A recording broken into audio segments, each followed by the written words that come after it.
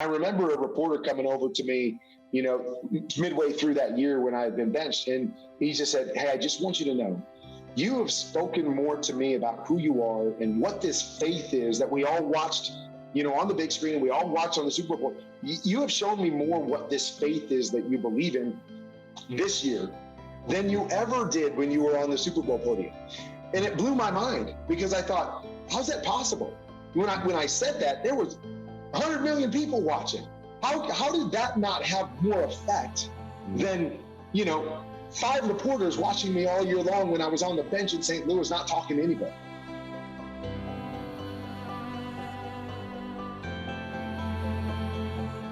All right, welcome back to the program, everybody.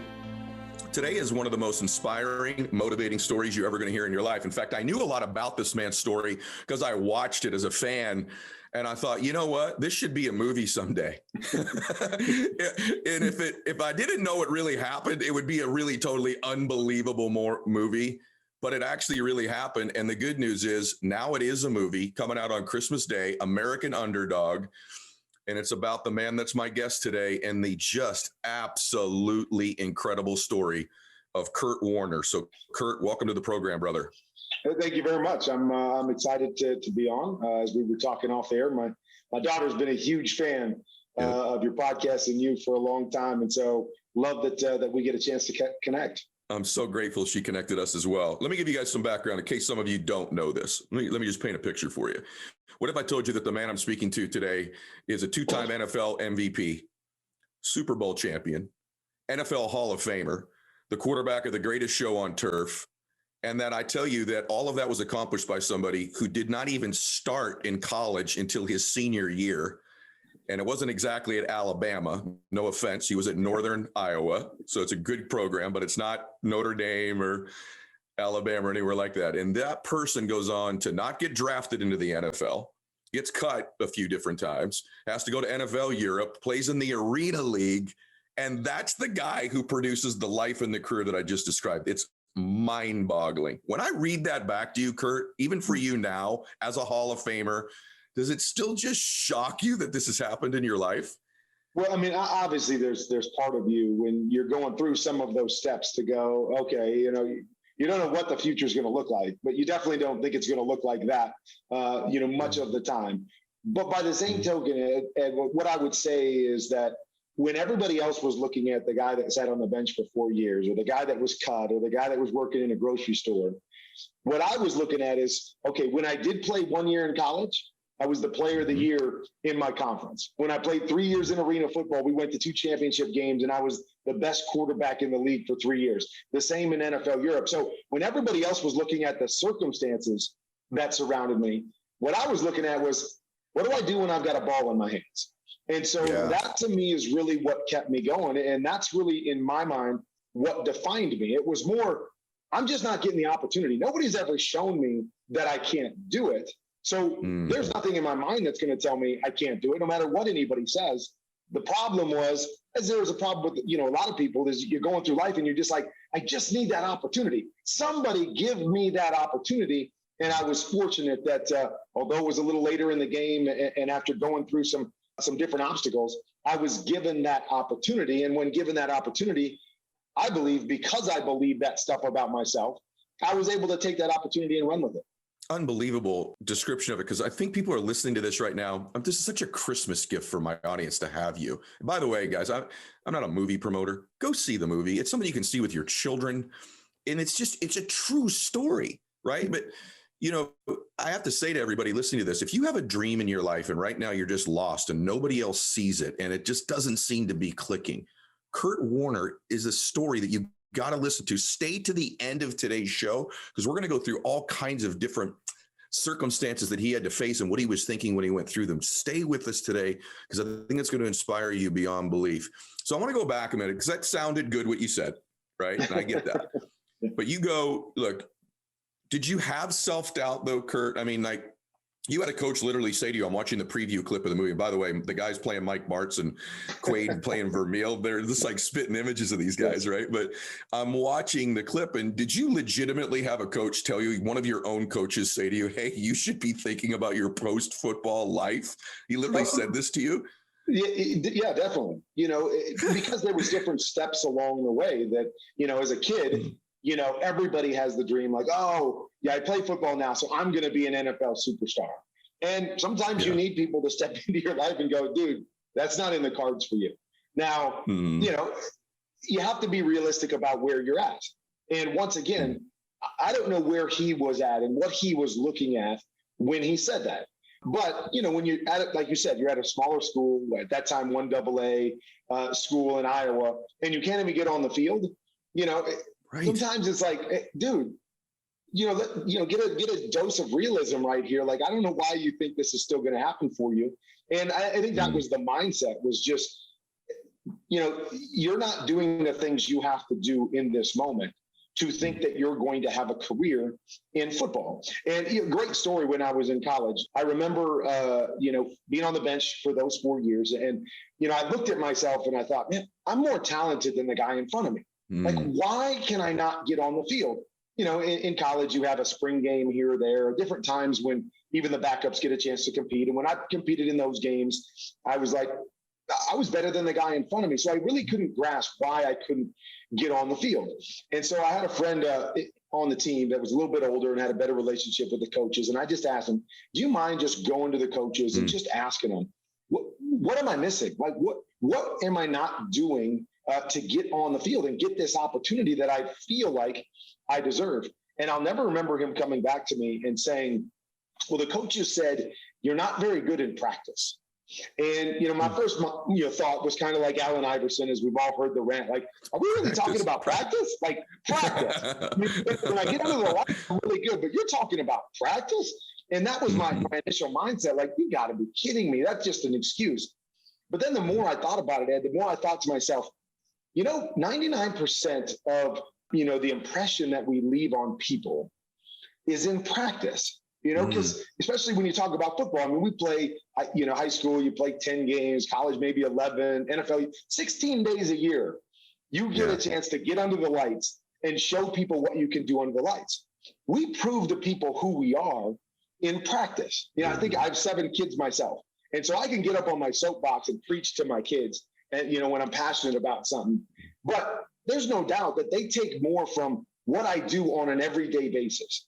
How I love their mom, how I treat, their siblings, how I go about my job, is that, it's not just about what I do in that one big moment. It's about what do I do every single day? And I had never really thought about life that way. To me, it was like, oh, turn the lights on and I'm really good. I'm really good in that moment. But if nobody gets a chance to see that, or, maybe more importantly, to me, it was the coaches going, why should we trust you? Like, we don't see you doing anything on a daily basis that makes us say, oh, let's give him the ball and let's let him lead our team. And that was really the point in that clip in the movie, of the coach saying that, like, dude, I don't know what you think you're showing us on a daily basis, but it's not anything that's going to lead you to playing in the National Football League. But that was a eye-opening moment for me to go, gosh, that makes so much sense. What a huge lesson. I got to show my teammates what they can expect from me every day in practice. When we go into the weight room, I've got to let the coaches know when I show up for meetings, or I show up for preparation, or even if I'm running the scout team, this is what you're going to get every time you see me. This is what you're going to get in, the moments when nobody's watching, and this is what you're going to get in the moments when everybody's watching. And I never really, looked at it that way before that. I was one of the talented guys. I could throw the football. Oh, yeah, just put me in the game and I'll show you. Yeah. And they were saying, no, show me now. Show me before I put you in the game. And isn't that so true in every situation? I mean, any, big time situation you're in, somebody's not just going to go, oh, here's the keys to the car. Let's see if you can drive it. They want you to show them all the different things you're going to do behind the scenes to let them trust you by giving you the keys to the car.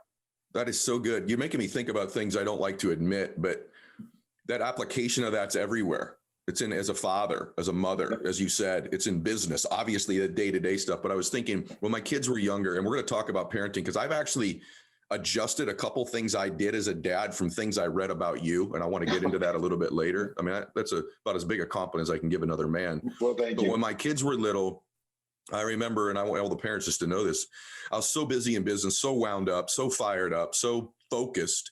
that, you know, my day-to-day dad stuff, I don't know that I was as present as I need to be. So there'd be these big moments where, okay, it's Sunday after church, we're going to go do this big thing. And I thought I'd save the week, that I blew the entire week. But it's what you do moment by moment. It's that breakfast. It's driving them to school. Are you present? Are you talking to them? So the application of that is so huge for me. I want to go back a little bit and ask you about one moment, because I pictured it. So you get cut and now you're at Hy-Vee grocery store, I guess, stocking shelves. This is just bananas when you think about this, right? You're there, and you said earlier not to preach, but I'm wondering, is that you're stocking shelves? This is game over, man. Look, you didn't start, you know, till your last year. You're stocking shelves. You didn't make the team. Like, this is like, if ever you're like, dude, wake up. Was it faith in that moment entering your life? Had that been present in your life? Because it's such a centerpiece of your life. What got you through? That's dark times. Not like, hey, you're third string, you're on the scout team, but if the number 2 guy gets hit, you know, you're going to come in and you're going to be at least number 2 on the. You weren't on any depth chart anywhere. You weren't even high on the Hy-Vee depth chart. You're a stock guy at Hy-Vee, for God's sakes. What got you through those times?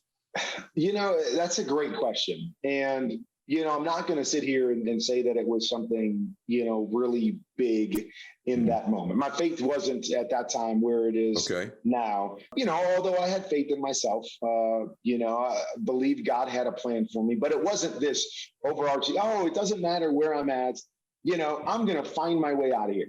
No, because I basically went from Green Bay's training camp. So you're this close to your dream.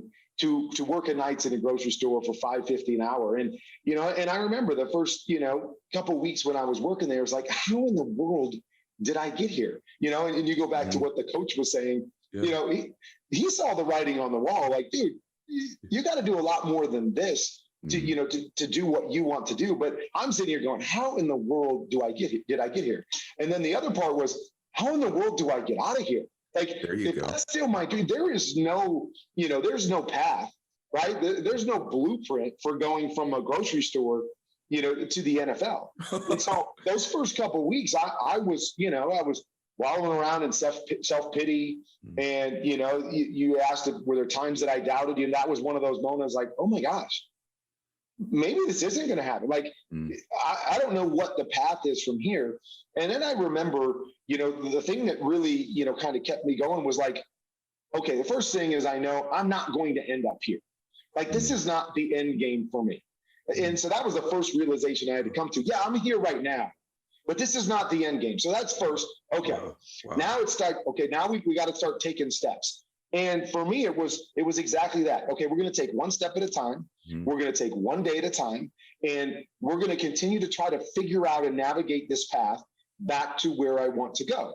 So at that particular time, you know, I was dating my wife to be at the time. She was going to nursing school. She had 2 kids already. So she would go to nursing school during the day. I would watch the kids, maybe get a little nap in. We'd do dinner together. I'd go work out, you know, sometime in the afternoon, and then I'd work all night, get a few hours of sleep, and we'd do it all over again. And so it was just kind of, this is our life. This is where we're at, but we're going to take one day at a time. And, you know, I was still preparing for football and doing that. I was taking care of my family the only way I really could at the time, trying to keep all this stuff alive, letting my wife be able to navigate what she needed to navigate in life. And we started taking it one day at a time, going, okay, I'm going to stay prepared for everything that's here. So I'm going to just keep my eyes open for what that next step is, because I don't know what it is. I can't really force it right now. I'm going to just keep my eyes open. And I remember saying to myself when I got to that point was, okay, I'm working in a grocery store. And, you know, you sit back and you go, okay, what could I possibly do working nights and stocking shelves in a grocery store that could ever help me, you know, if I do get another opportunity or if I do navigate this to have a chance to play football again. And, you know, the one thing that I remember doing when I was there, so I don't know if you ever worked in a grocery store. I have. Okay. But so you stock shelves. And so obviously you get an aisle every night, you know, aisle 7, the cereal aisle, and they bring the boxes and you fill up the shelves with the cereal. And then at the end of the night, our job was to face the aisle. So what that means is we would take the product, because not every shelf was completely full, and we would pull all the product to the front of the aisle. And, if you had baby food or if you had, Kansas soup, you would turn the labels so they were perfectly, upright. So when the person came down the aisle, they go, oh, okay, there's cream of mushroom, there's, chicken noodle, so they could read it. And, so you'd line up those labels. And so every night we would have to do that at the end of the night is that, okay, once you stock it, now you have to face the aisle. And I remember telling myself, okay, I have no idea if that first person that walks into my aisle at 5 a.m. that has to grab something on the way to work, that has to, run back, something to the family before they head off to school, will ever know what my aisle looks like. But I always told myself, when I leave this store, I will have the best faced aisle in this entire store. It will be pristine. I will make sure every label is lined up perfectly. And to me, I don't know if anybody ever recognized it, but I did. Yeah. It was something that got instilled in me to say, okay, here I am. I'm in a place I don't want to be. I don't know how long I'm going to be here. But while I'm here, I'm going to do something the best that I can do. I am going to shape my mindset to go everything I do, be great at it. And it was something that started in the grocery store that really would shape how I, did everything moving forward. Is that now I don't do a lot of stuff. I don't have a lot of hobbies. But the things I do, I want to be really, really good at them. And that was instilled in me working in a grocery store in a place I didn't want to be, but I had to wade through all the junk of why am I here? And how did I get here? And how do I get out of here and go, I don't know, that stuff doesn't matter right now. What matters is you're here. What are you going to do now? What are you going to do in this situation? And so that was kind of how I started to take the small steps of going, I'm going to be great at this. I'm going to do this. And I'm going to take care of my wife's kids, when she's at school, and I'm going to work out and make sure I get my work in. So if that opportunity presents itself, I'm ready for that. And I'm going to do all these things, and I'm going to be the best at them that I could be. And I believe being able to shift my mindset away from the circumstances and onto what I could do or what I could be in that moment really, spearheaded me to be able to start taking the steps up that mountain, to climb my way out of, this situation that I found myself in. My gosh, my hairless arms have goosebumps. I don't ever say that. I didn't know we were able to be this good today. Here's why this is so good. I'm sitting here going, I want my kids to be listening to this right now. I'm dead serious, everybody. That's what I'm thinking. And that lesson of how you do one thing is how you do everything was instilled in you there. And just be great where you're planted. Greatness becomes a habit. Excellence becomes a habit. And I'm listening to you, brother. And I'm like, just for you guys all to know, and I want you to watch the movie, so I'm not going to give away the entire part of the story, but a lot of you know it. But I'm really glad it's coming out now because there's a generation younger than you and I, Kurt, that don't know you. They know Brady was a 6th-round draft pick and blah, blah, blah, which, and by the way, I love Tommy. It's an unbelievable story. This is 1,000 times better story if you go through it. Because for me, the 5 best quarterbacks I've ever seen play football, Kurt Warner's in that conversation for me. And Joe Montana's a friend of mine. I know Tommy pretty well. Peyton's been at events of mine. I'm talking about, for me to picture this man dialing in the can of soup to face correctly and to know that a few years later, guys, I'm in Atlanta at the Super Bowl watching this man win a Super Bowl against the Titans is just hard to fathom for me. It blows my mind. Now, what I want to ask you about, though, so people have these failures, right? And they have this imposter syndrome, I don't belong. And you just had to overcome all these different things. Then you make the team with the Rams, your second string.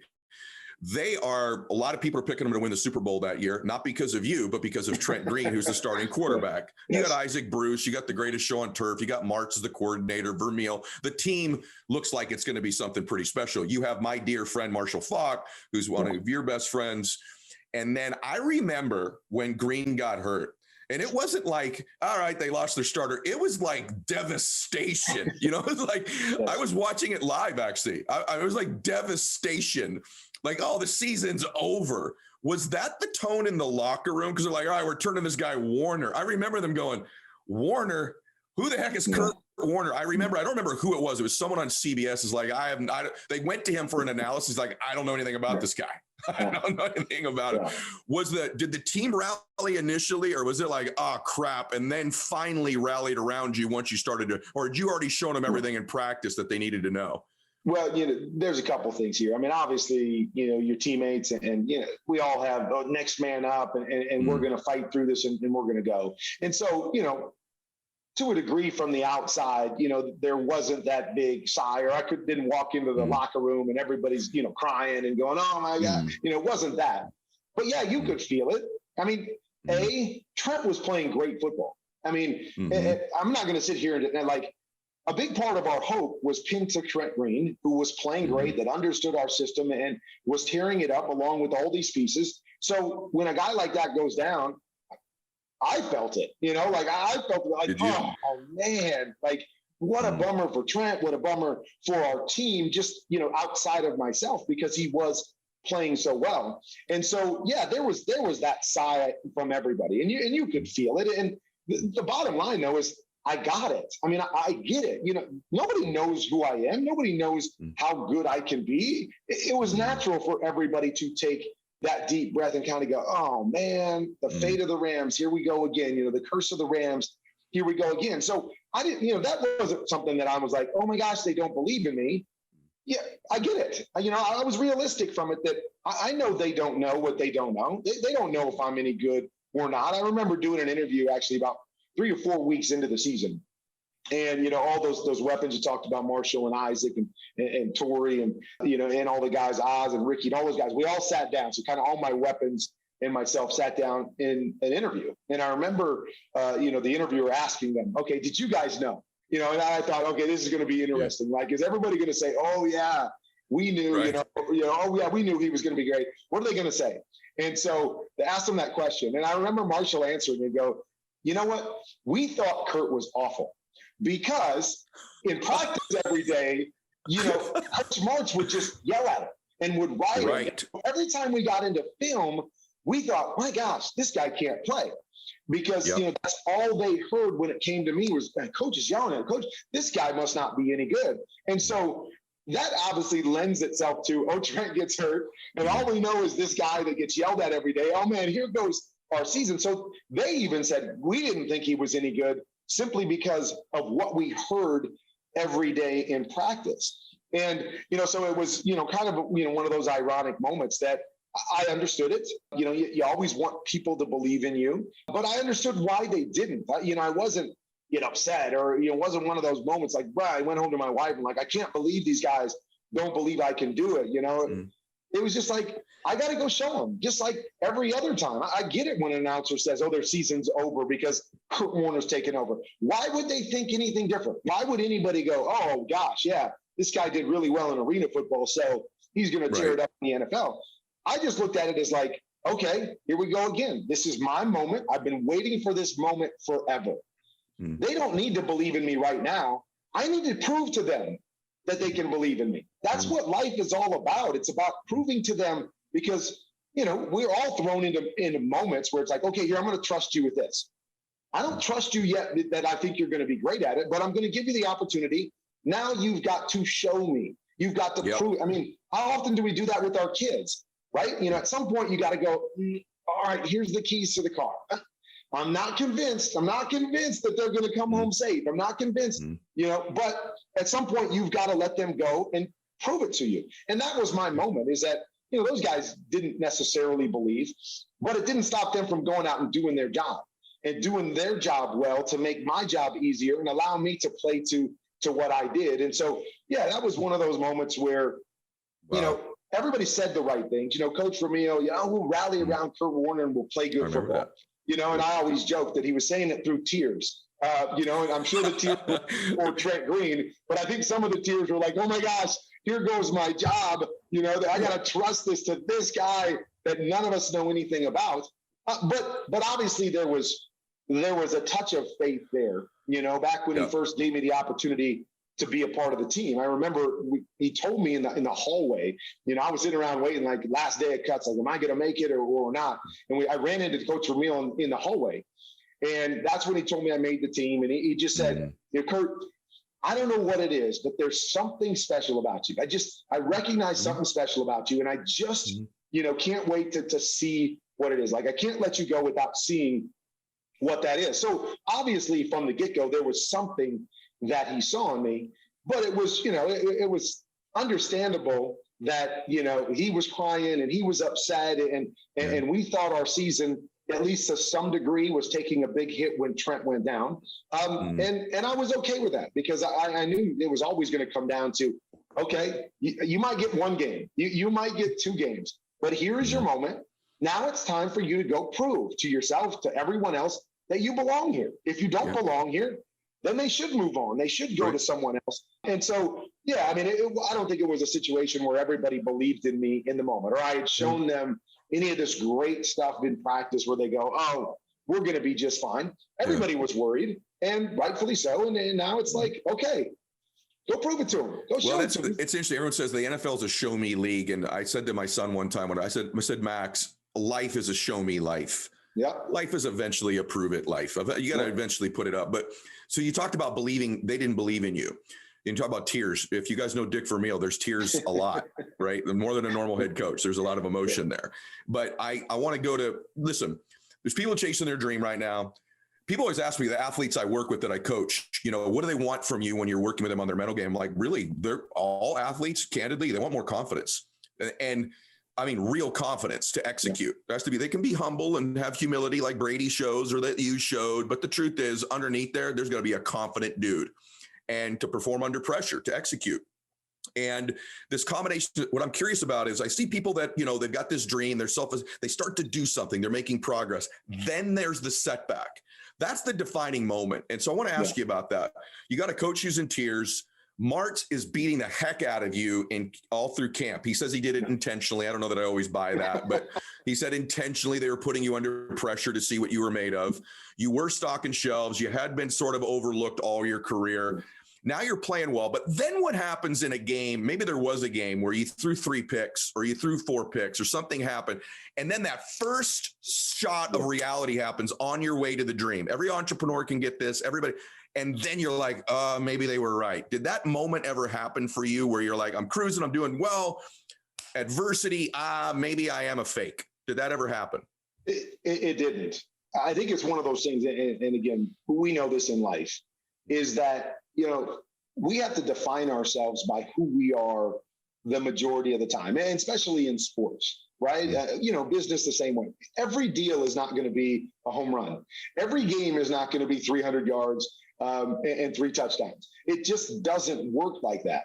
Mm-hmm. But you have to realize in the moment, okay, what happens in that moment to take me down that path? I think, to me, if you know what you're doing and you're good at something, I could always look at the film and go, gosh, that's why that game got off the rails. That's what I did there. That's not going to be what I do most of the time. That's not who I am. It's just sometimes you have those moments. Or in sports, I think it's a great analogy, is that you have those games. Everybody does. Nobody plays. You talk about Tom Brady, right? Best player that ever played in the National Football League. He's had some clunkers. He's lost some Super Bowls. He's at multiple we all have those games. It's really about how you define yourself and how you see yourself and what you do in those moments that really, really, to me, define who you are. So when you have one of those off days, or you have one of those periods that aren't going, you're in a slump, you never let that go, oh, that's who I am. No, I never had that moment. I was like, no, I know who I am. I know what I'm capable of. Yeah, we had some, games. We go look at the NFC Championship game, right? The NFC Championship game, we win 11-6. It's the greatest show on turf, the best offense ever. I can't do anything. We can't put any points on the board at all. And, and so you play a game like that, and then you got to turn around because we're fortunate to win that game. And you go, okay, are we going to let that game, be what we are in the Super Bowl? Or are you just going to go, no, that was a game where the other team was really good, which sometimes happens too. Sometimes you give credit to the other side because your opponents are really good. So you give credit, or you say, man, I really screwed up a couple plays. Yeah, that was really, really bad there. Don't let that happen again. And in your mind, I'm not going to let that happen again. That's not how I'm going to play the game. And so I never really had those moments, even later on in my career. And again, I probably let you go later, but later on when I got cut by a couple teams, when other people were saying, oh, he's not that same guy, even in those moments, I thought, they don't know what they're talking about. You show me why I'm not that guy. Show me what you're saying. And don't just say something. Prove to me that I'm not that guy. And you're going to have to prove it to me before I'm going to believe it. Yeah, I watched you really closely. So that you have that internal thing all great people have, which is that that even with the athletes I work with, when they miss a putt, what's the average amateur golfer say when they miss a putt? I suck. I can't putt. What I teach my pros to say when they miss putts, this may sound stupid, but their internal dialogue is when they miss a putt, I literally have them say, that's not like me. That's not like me. Literally, it's a behavior that's not like them, that it's out of character to have played that way. Just a great lesson. When you miss a sales call, you miss a meeting. Yeah, I've had instances with my kids where I've said something to them I shouldn't have said, and it's just not like me. It's not that I'm a bad dad. I had a bad moment. So I had a moment where you kind of brought me to tears. And I just want to ask you about little elements of that's made you great. And, you know, before there was a Tim Tebow, for me, there was a Kurt Warner who was willing to be more bold about his faith than most athletes I had seen before. So you have this Super Bowl with the Patriots. It doesn't work out for whatever reason. We won't go into that. There's some theories behind that. But as a Patriots fan, helmet behind you, by the way?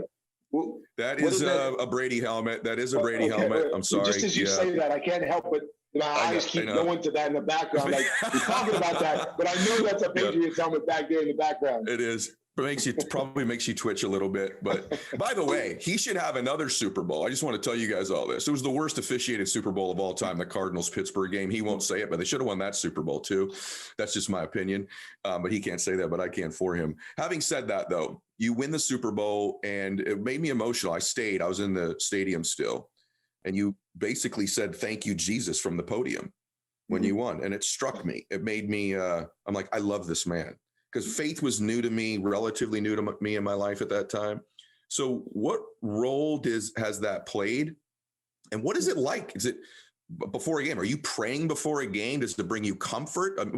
How does this just all worked in your life? I always wanted to ask you that question, the application of it. And it's a fascinating thing because oftentimes, you know, it's in moments like that where we get the opportunity to profess our faith in a way that the multitude get to see it. And, you know, you have different people that come from a lot of different places. So I remember when I said that, and, you know, naturally the people that don't fully understand, you know, the kind of faith that I had would be like, oh, well, of course, you know, you think God's up there, you know, making your passes fly straighter or a tighter spiral or the other team fall down instead of making it, you know, and it's like, you don't get it. I'm not thanking God because, you know, every time I could close my eyes and throw it and he just made it go to the right guy every time. It's thanking God for the blessings in life, for the opportunities in life, for trusting me, you know, with the platform that I had been given. And that to me was extremely important at that time because of the journey that I had been on and because of the way the season played out is that, you know, if you're a person of faith and you read the Bible, I think what you realize, it's a compilation of stories of limited people that found themselves in crazy circumstances that didn't have all the answers and just made themselves available and say, God, you know, show me who I am, show me how you want to use me. And in that, you can be glorified.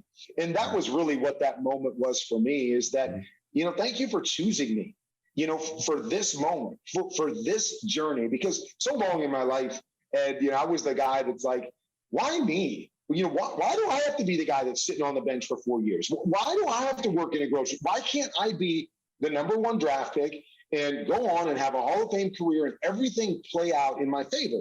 So for so many years, it was like, why me? Why do I have to have this journey? And then you work your way through it and you find out who you are. And we'll talk about that later, kind of the training ground or the wilderness that I went through to prepare me for this moment that you're talking about. But you find yourself in that moment. And now you kind of flip it and you look at God and you kind of go, God, why me? Like, why did you choose me for this? Like, why do I get to be the modern day biblical story? You know, why do I get to be that guy that people are going to look at and go, dude, this guy was in a grocery store.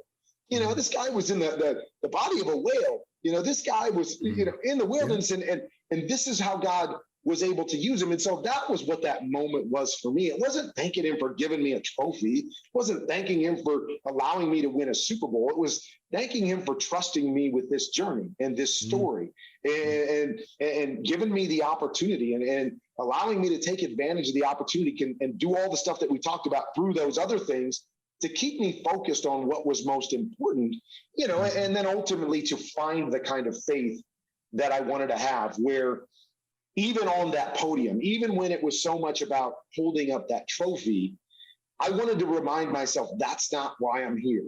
That's not what this is about. And so oftentimes, I tell people all the time, like, sometimes I'll sign an autograph and I'll put a verse, when I sign my autograph. And I know a lot of people think, oh, he's writing down this verse, so the person will take the ball home and open their Bible and go to Matthew 6:33 or whatever that may be. And I tell people all the time, I was not signing the autograph and putting the verse on there for anybody but myself. When I signed and put those verses on there, it was a reminder to me that here I am. Somebody wants my autograph. Like, somebody wants me to sign a football. Matthew 6:33, seek first his kingdom and his righteousness, and all this will be added unto you.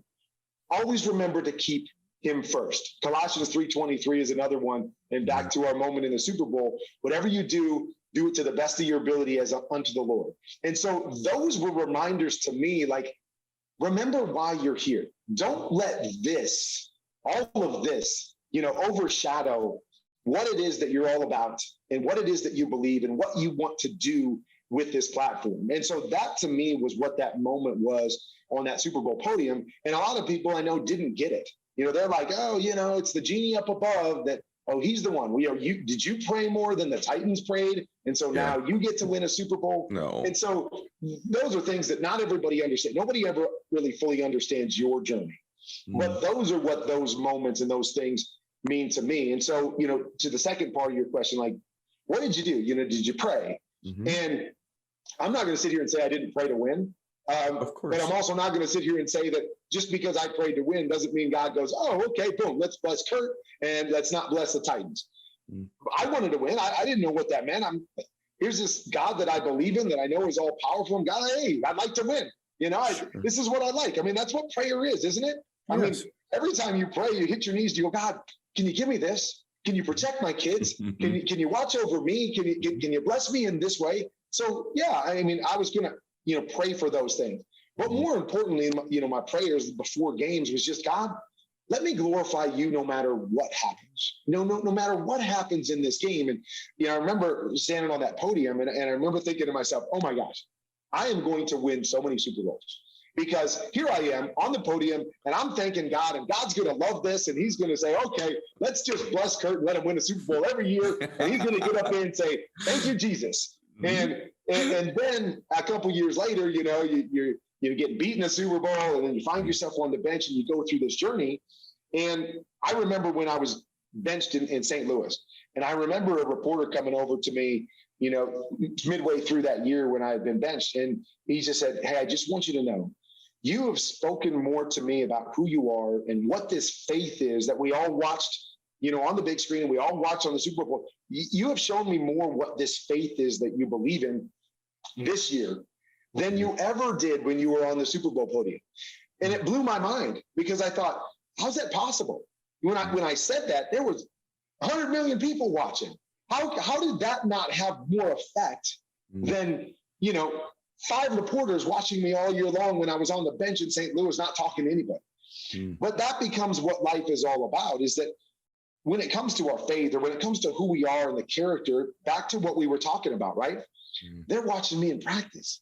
They're watching me in the locker room. They're watching me when things aren't going my direction, and they're going, let me see who this guy really is. Let me see him in those moments, because that's what's going to resonate with me. Not the fact that, yeah, you made a great throw. Thank you, Jesus. Oh, okay. Everybody can do that. Life's going my way. Thank you, Jesus. And so that was not what that moment on the podium was all about, even though people don't understand it. And people of faith will be like, oh, give me 5, brother, for, praising God in front of millions of people. And yeah, I was happy to do that. I was honored to be able to have that moment to do that. But that was as much for me in that moment to go, hey, don't just hold this trophy up and think that you're great all of a sudden. Yeah. Don't think that you're just a superstar and everything else disappears because you finally made it. Remember why you're here. I love it. I'm sitting here, brother. I just want you to know, I'm sitting here thinking, if I was a part of my dream podcast of what we would talk about with somebody, it's what we're doing right now. It's so outstanding for me. And for me too, when I profess my faith, it's a reminder to me, and it just sort of comes out of you sometimes when you achieve something too. You're like, I could not have done this on my own. You know, I'm not capable of doing this. I know my limitations. I know my weaknesses. You know, I know my tendencies. And so for me, oftentimes it's just when I profess my faith, it's just like, thank you, Lord. Like I would not be here without you. You're talking about that wilderness time. It's interesting. Your whole career is so interesting to me. I told you privately, but I should share this with the audience. Marshall Falk told me, you know, Kurt's the best man I've ever known. And I said, why? I'm a question asker. And he goes, how he dealt with the Brunel stuff. And with those of you guys that don't know, there was a point, you know, Kurt's this unbelievable achiever. He's got an MVP. They won a Super Bowl. And then on his own team, he ends up getting benched. Then he leaves there. And it just doesn't seem justified to me. I've watched a lot of football. Obviously, you've forgotten more football than I'll ever know, but I was a fan of the league and of you and a few other guys I watched very closely. Then I watch you go to the Giants. You're playing pretty well. You guys have a couple losses. They bench you. Now Manning's in.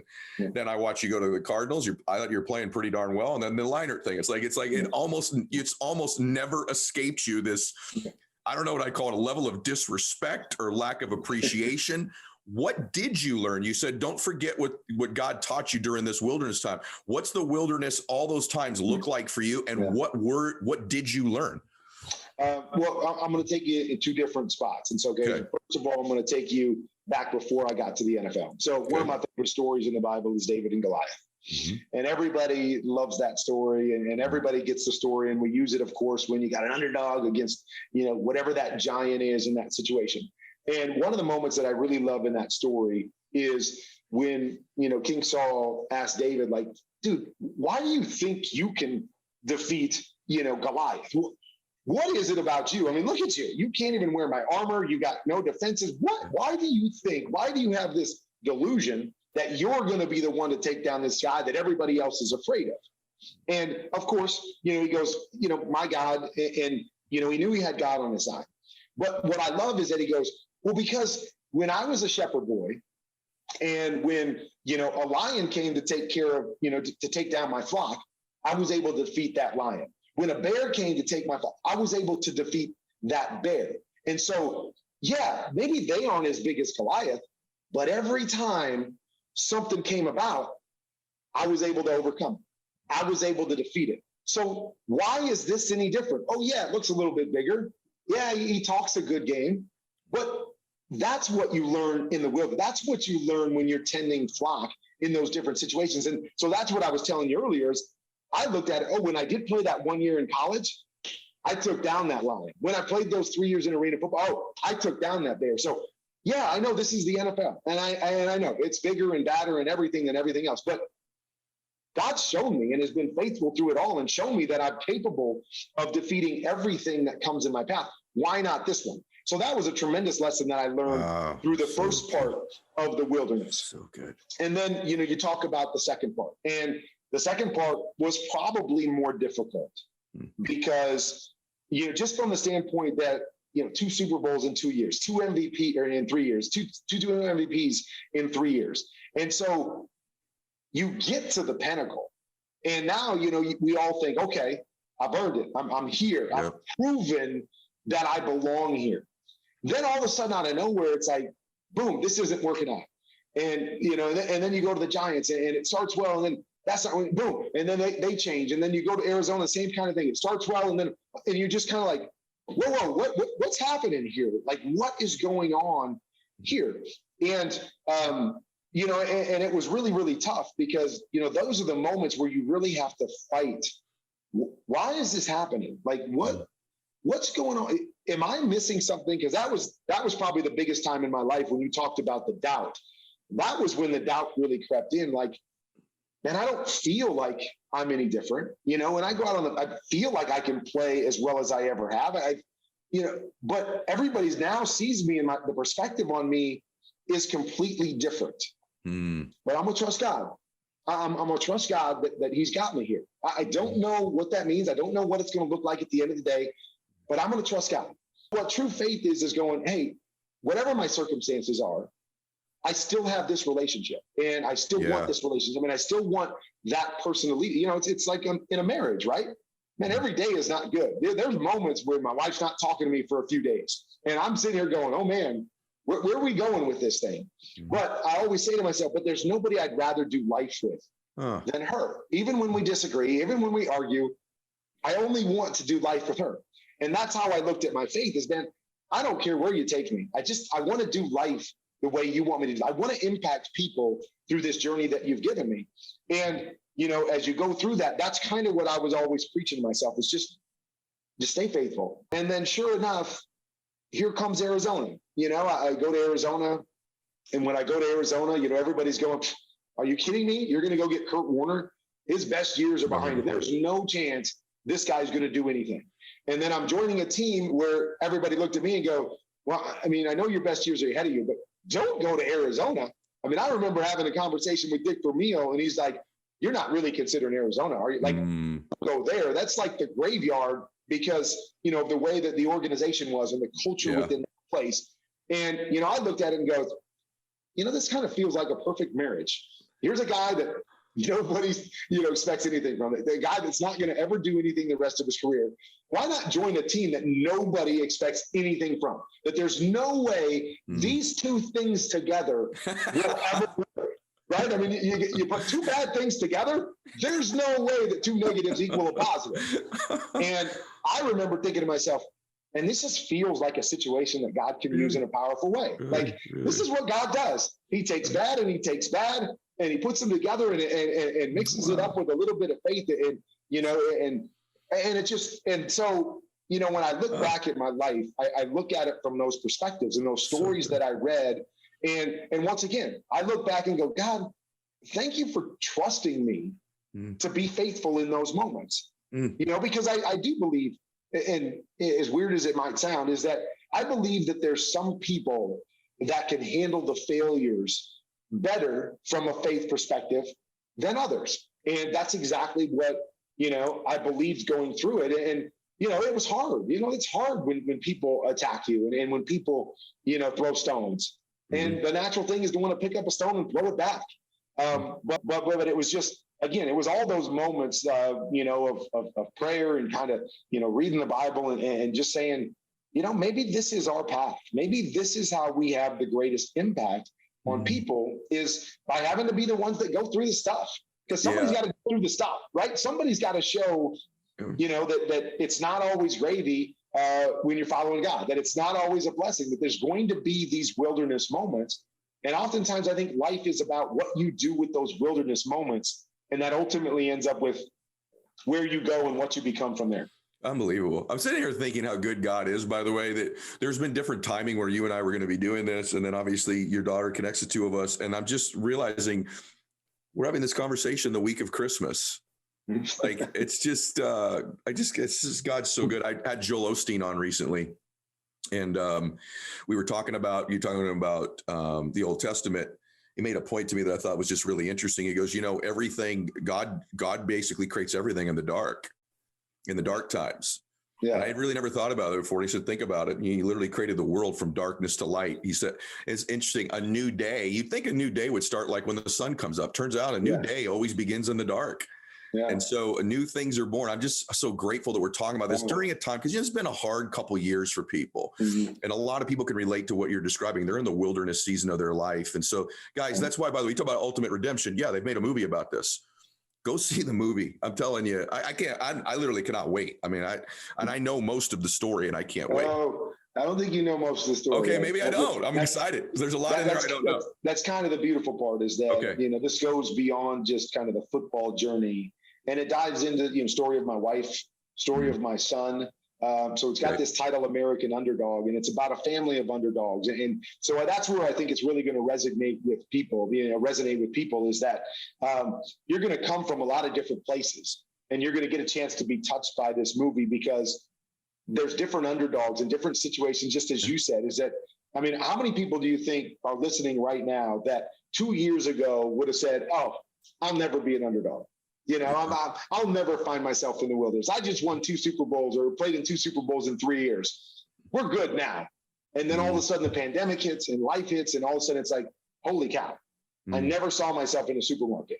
And now what the heck do I do from here to get back to where I want to go? And so I agree with you. I think the timing of this movie is perfect because it is about that underdog journey and about that wilderness time. And I believe a lot of people find themselves in more of a wilderness situation now than they've ever been in their lives. You know what? I'm really glad you said that. And I've always been interested in your relationship with Brenda from a distance. So I know the fact that she had 2 young children. She was in the military.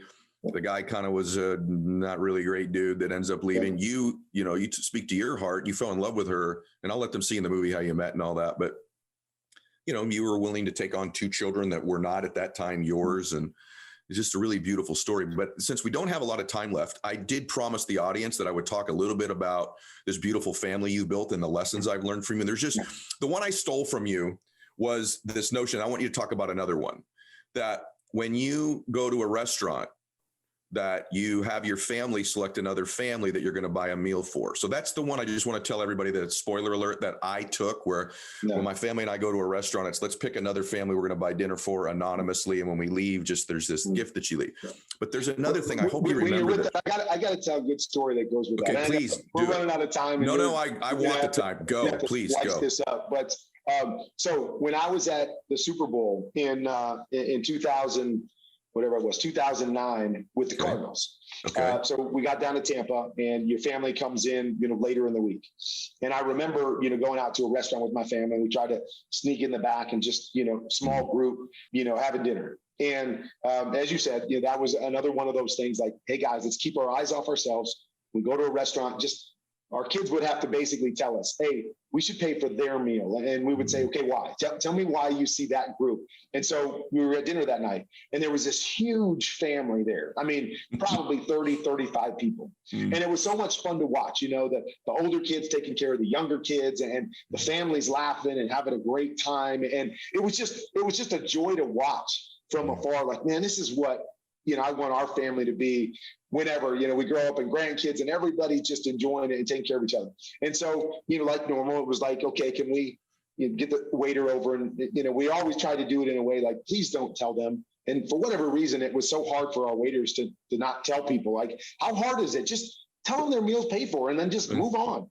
But so we paid for their meal, and thought it was anonymous. And then, as we're walking out, one of the gentlemen, from the family comes over and just goes, hey, I want to thank you, for taking care of my meal. And I'm like, shoot, they blew it. And he said, I just want you to know, I'll be suited up on the other sideline on Sunday, because he played for the Pittsburgh Steelers. Really appreciate you taking care of my meal. I'm thinking, oh man, where's that check? Give me that check back. That's awesome. Again, it's sometimes how God works, that sense of humor that, at the end of the day, where we seem like opponents sometimes on the football field, we're all in this together. And it was such a beautiful moment, but it was just awesome how God played that out. So that is so awesome. But there's this other thing you do with the eyes. I'll let you tell it. I read your book to prep, and I'm like, oh my gosh, this is teaching such lessons to children. Why did I never think about this before?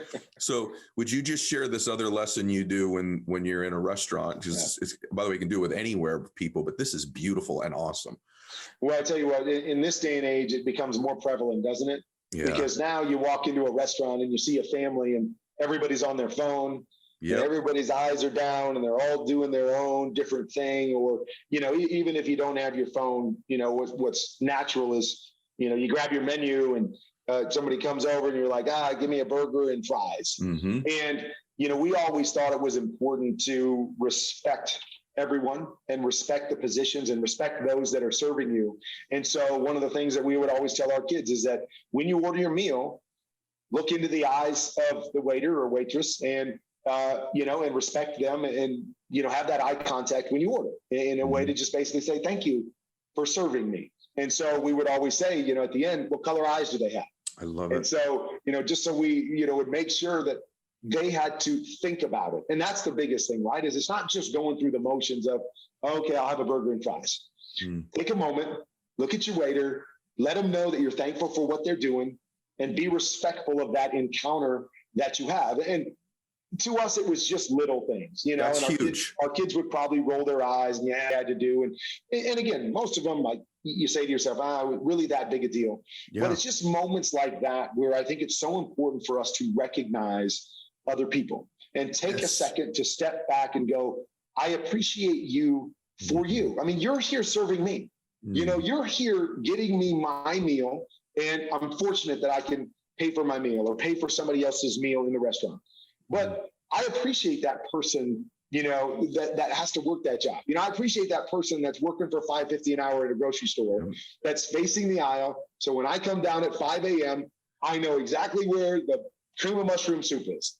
Is that to me becomes important, is that the little things become so important in life. And most importantly, between people. I feel so often that the value of humanity is disappearing, and we're not recognizing, who people are and what they're all about. And we're not appreciating them for who they are. And too often it's like, what can you do for me? Oh, you're here to get me my meal? All right, give me some burgers and fries and bring me a Coke and hurry up. Yeah. Instead of going, man, I don't know where they're at in life. I don't know what, but I'm appreciative that they're working that job and they're doing this for me. I appreciate the journey that they've been on. Let me stop for a second and listen to them instead of just tell them, what I need to tell them or what I want from them. I just think it's missing in life. And we see it every day. We watch the news and just everybody stop for a second, look another person in the eye and say, tell me about you. Tell me about your journey. I appreciate you, even though you're different color, different, political background, different sexual orientation, different faith, whatever it is, that's okay. Tell me about you. Let me get to know you a little bit. And so that was just one of those moments where you might ask their name, but you look in their eyes and it's like, okay, Sarah has blue eyes. I love it. That moment of connection that we wanted our kids to have, to stop everything and appreciate them. I love that. It's easy to forget that I'm talking to an NFL Hall of Fame football player, isn't it, guys? It's easy to forget what this man's accomplished in his sport because of the kind of man that he is. And by the way, my kids are 19 and 18 now. And there's a part of me that wishes I could go back and just say, what color were her eyes? Just to make, guys, overall in life right now, more and more people feel they're not even seen, that people don't even see them. And just that connection, just looking someone in the eye, thank you, I appreciate you, God bless you, whatever it might be, it's just such a huge thing to be able to do for one another. Kurt, you have something that's a combination. I just want to acknowledge something about you that I admire. I try to find in my friends and that I admire in people, which is they toe this line between tremendous self-confidence and humility. So I know a lot of people that have a lot of humility are very humble, but they don't have any self-esteem or self-confidence, and they're tough people to be around, and it's difficult to get them to achieve something in life. And you and I both know, especially in the sports world and business, though, there's the other side of people with tons of self-confidence, but they lack that degree of humility and that humble side to still want to grow and learn and be better. I just want to acknowledge that I think that you have those both in droves. A couple things I wanted to ask you about you and Brenda. I'll let the movie tell me some of it. I'm going right to the hard question because I was just fascinated by something. And by the way, it's probably changed, but I really researched, what do I not know about him that I want to know to do this? And so I've always watched Brenda. It's funny, when you played more than almost any player, they'd show your wife in the stands. So yep. Brenda was very well known when you were playing. It was probably a good thing and a bad thing because then all the fans could recognize her on the road, I'm sure, too. And I kind of just fell in love with her story and the parts that I know about it. But then I was researching, and you seem to have this beautiful relationship. You've 7 children. But in the interview that I watched, which is an older one, because this will help everyone in their relationships, maybe you know where I'm going to go here, but she actually said in this interview, and you acknowledge, she goes, I don't always trust him. And what a real thing to say, by the way, and admit, especially when you're married to such apparently a godly man and a good man. But you're an athlete. There's all those things of being an athlete. But then I think there's a lot of people that watch these that see marriages that seem perfect. Like, they trust each other. Everything's perfect. It's kumbaya. They go to church. They hold hands. And you're in a real relationship. So I'm curious, is that still an issue a little bit? Like there's trust issues? And how do you navigate that and love her through that? And it could be anything in a relationship that's not good. This is something pretty important for people to hear. And I hope they're still here listening or watching.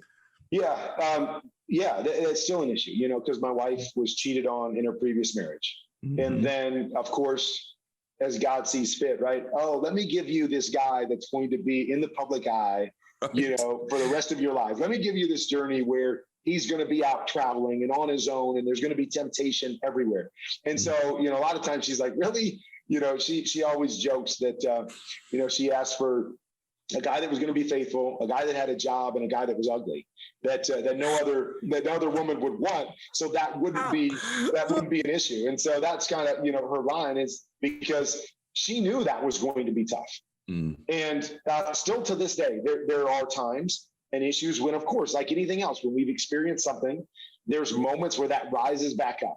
And it's like, I don't know. And it's been a hard part of our marriage is that I've got to have some sort of empathy to understand.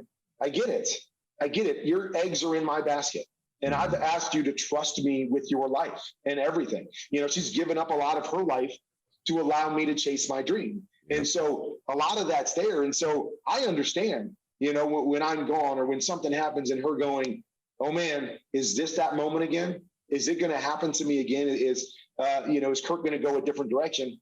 And so it has been an area of contention in our relationship because, a lot of times I'll sit back and go, have I not proven to you yet?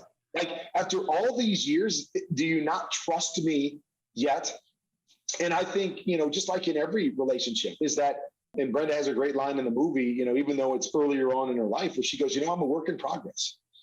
And what I've realized in marriage is that we're both works in progress. So there's things that I do that I could have done better that wouldn't make her not trust me. And again, that's not something that steps over the line, but it's just something that I didn't consider. Like, there was she's up in the stands and there's a female reporter down on the field and I know her. So I go over and give her a hug and whatever. And my wife sees that from up in the stands and she's like, okay, who's that? Like, what is that? And, for me, it was like, well, no big deal. It was a friend of mine. I gave him a hug. It was nothing. It was innocent. But those kinds of things, like, I understand, I could be more conscious of those things. That's the point. I could talk to her. One of the things, early on is that when people would come up to take pictures, the natural thing is you put your arm around a woman and you smile and take a picture. And my wife just said, hey, do you mind just not putting your arm around her?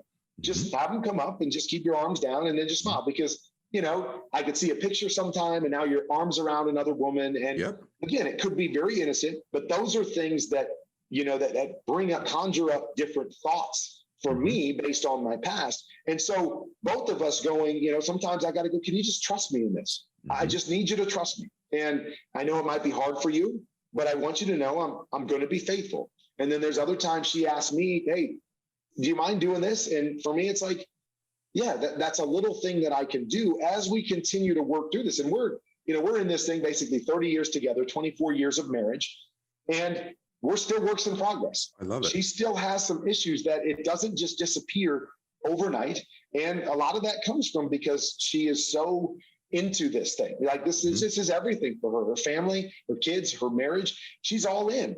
And so she doesn't want to have to go through that again. And so we have to navigate it, for her. I need her at times to kind of let go and go, I'm going to show you that I trust you. And she's gotten much better at that. And then I've got to be willing at times to go, okay, I understand that. I won't do that again. I'll work on trying to avoid those things and be conscious of where she's at in life. And that's, that to me is marriage in a nutshell is that, we're all working through different things and we take things and analyze things different ways. And we got to communicate that and we got to both do our best on both sides and give and take a little bit. I love that you're willing to talk about it. I think that people just a lesson from that is you've raised a beautiful family and continue to, and you guys are sort of a role model couple for a lot of people. I just think it's important for everybody to know just because you have issues in your relationship, that's not necessarily a weakness. It can also be a place where you can actually express the most love for that person is supporting them through some of those issues. It's easy to love them when you're dancing at a wedding together and everyone's dressed up and beautiful, but can you express love to them and concern and care through something that might not even make sense to you, but it's something they're carrying from something else? So that's why I wanted to make sure that got in there. And I guarantee you, even though I don't know most of it, one of the most amazing parts of this movie, I guarantee you, is going to be the dynamic between you and Brenda, her life, your life together. Okay. When you hear her story, I can't wait. That you will. But just again, I know we're taking too much time, but what I love about our relationship is that she always challenges me. That, oftentimes we think, I want a relationship that's easy. I don't. I want a woman that every day challenges me to be better, to do better, to think differently. And that's one of the reasons I fell in love with Brenda, and I'm still in love with her to today. And sometimes it causes some friction, but I love that because she's not just saying, okay, you're good enough. I don't ever want to be good enough. I want to be the best that I can be. And she makes me better every single day. And sometimes it's through challenging me in ways that it would be easier just to say, oh, just forget that. Oh, just trust me in that. But I love that about her, and I love that about our relationship. And so here we are 30 years in, and I'm still growing and trying to get better and being challenged every day. It's crazy. Right before this interview, I made a post about that on my Instagram, almost verbatim what you just said. And one of the things I said was that your life sort of becomes a totality of the expectations of your peer group, what they expect of you, the standards they hold. And the closest peer group you have is the romantic, intimate relationship that you're in, and then it extends to your friends. I don't want people around me all the time to just accept me as I am. I want to have fun and laugh and be with them, and they love me, but that they also want me to get better and to grow. So I love that. All right, 2 last questions. This is so good. And by the way, we're not going too long. Cheesy football question. There's 2 minutes left in a game. You can give a football to Warner, Montana, Manning, Brady, or Elway. Who do you want to have the football to drive the last 2 minutes? You know, because those are my quarterbacks. With that ego that you're talking about, I really want to say me because I always felt like I was my best in the biggest moment. But I'm going with Tom. I think that's what's always separated Tom from everybody else, and all those guys. I mean, Joe was the same way. A lot of guys the same way. But in the moment, why he's been to 10 Super Bowls, why he's won, is because in the moment he always makes that play. He always does what he needs to in that last 2 minutes to give his team that opportunity to win. And so, like I said, as much as I would like to say me, and I felt like I was really good in that moment, Tom's the best. Okay, good. You probably could not go wrong with any of you. That's why you've all got Super Bowls, and he'll be in the Hall of Fame with the rest of you. The last question is just to dreamers or to people who see themselves as an underdog. And again, American underdog on Christmas Day, guys. It's just, now it's real when you see it because you heard from the man. But what advice would you, there's somebody listening to this, man, they're like, look, it's the holiday season and New Year's coming up. I don't want the life I have right now. And I'm in my version of, stocking shelves at Hy-Vee restaurant, and I've got this dream. It's not the NFL, but it's a dream relationship, a dream body, a dream business, probably more than any of that, a dream way I'd feel about me. Yeah. A dream way I just feel about me. What advice or counsel would you give them if they could get up close to someone who's just done it on a level that almost no one's ever done it before? What would you say to those people? The thing I would say is never let your circumstances define you. That to me is what dreaming is all about. And it's twofold. It's when you're in your supermarket moment, when you're in that position where you go, I don't know what the path is. I don't know where I'm going from here. The coach is telling you, maybe it's time to start thinking beyond football. And, I had family members that would be like, don't you think it's time to start thinking about like, what's next? Don't let that define who you are. And by the same token, what we were just talking about, when you're on the Super Bowl podium, when things are going great, don't let that define who you are. To me, dreamers are the ones, as we were just talking about, that always want more, that always want to be better, that always want that next thing. And it's not at the point of sacrificing what you have now and not appreciating what you have now, but it's simply going, this stuff is not defining me. One Super Bowl win, I don't want that to define me. That doesn't mean I need 10 Super Bowl wins. Maybe it's the next thing I do. Maybe it's the thing I do off the field. Maybe it's how I handled the wilderness after I won the Super Bowl. But I'm always looking for, okay, what's next? How can we continue to add to this legacy, or how can I continue to add to who I am? Because you talk about, being a dreamer, and we talk about success all the time. And too often we want success to be on a scoreboard. That I'm successful I'm a firm believer that I'm successful if I'm continuing to grow, if I'm continuing to be happy and content in my situation while striving to be more, to have more, to continue to see, can I push this envelope, and can there be more to accomplish? It's so humbling to go, my life's been made into a movie. I'm 50 years old and I have a movie coming out on Christmas. But then I say to myself, well, let's have a second movie. Like, how cool would that be? Who has 2 movies? And again, I don't know if that's going to happen, but I just say to myself, and I'm not done yet. Yeah. The first chapter was awesome. And I mean, to a point where somebody feels like it's worthy of having a movie made about it. That's great. But that's not good. I'm not done yet. If that's all I got after 50 more years, I'm missing it. And I'm not doing enough. And so that to me is what I would say, is that we all find ourselves in circumstances where it's easy to get complacent, or it's easy to wallow in self-pity and go, well, I don't want to be here. And for me, it was always like, okay, this isn't the end game. So, I can get hung up in this moment all I want, but instead I'm going to put one foot in front of the other, and I'm going to see what's coming tomorrow. I'm seeing what's coming 5 years from now and 10 years from now, because the past is the past. As great as it might have been, this is not where I'm going to end up. I'm not staying here the rest of my life. And so that's what I would say to all those dreamers, is that just don't let your circumstances define you, good, bad, or indifferent. So good. Keep going, keep searching, keep striving, because that to me is what makes us happy. That's what makes us content. That's what life is all about, is just, I want to reach my potential. I want to reach my purpose. And I don't know if I have yet. A lot of people would say, well, you got a movie about you. You did it. You're there. And I'm saying, well, maybe that's not the movie that I want at the end of the day. Maybe that's not all there is to this story. And so that's, I think, the piece of advice I would give to everybody, no matter where they find themselves right now. I'm so grateful we did this today, brother. I mean it. I'm sitting here in such immense gratitude. I just absolutely appreciate you. And thank you. I feel like this is a real gift that I can give my audience at a time of year where they need this gift. And so, guys, if you enjoyed today, please make sure you're following Kurt. Are you on Instagram, Kurt?